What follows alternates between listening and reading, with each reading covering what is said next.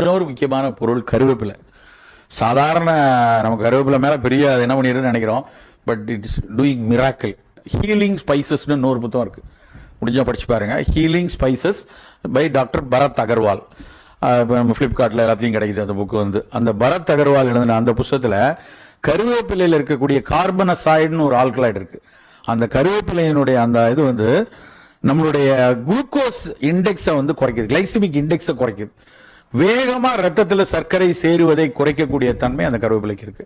So என்ன பண்ணலாம், சோறு நம்ம வெள்ளைச்சோறு சாப்பிடணும்னு நினைக்கிறவங்க கருவேப்பிலை பொடியை அதில் தூவிட்டோம்னா வெள்ளைச்சோறு வேகமாக அப்சார்ப் ஆகிற தன்மை உடையது. 75% கிளைசிமிக் இண்டெக்ஸ் இருக்கு.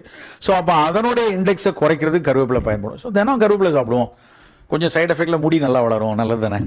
ஸோ கருவேப்பிலைக்கு வந்து ஒரு பெரிய பயன் வந்து முடி வளருது. நம்ம எல்லாரும் கருவேப்பிலையை பல வீட்டில் பண்ணுறது தேங்காய் எண்ணெயில் அரைச்சி காய்ச்சி தைலம் தேய்ச்சி எப்படியாவது வளர்ந்துடாதான்னு பார்க்குறாங்க. அது வளருதோ வரலையோ, கருவேப்பிலையை சாப்பிட்டா கண்டிப்பாக வந்து நமக்கு வந்து இரத்த கொழுப்பு குறையிறதுக்கும் இந்த இரத்த சர்க்கரை வேகமாக சேராமல் இருப்பதற்கும்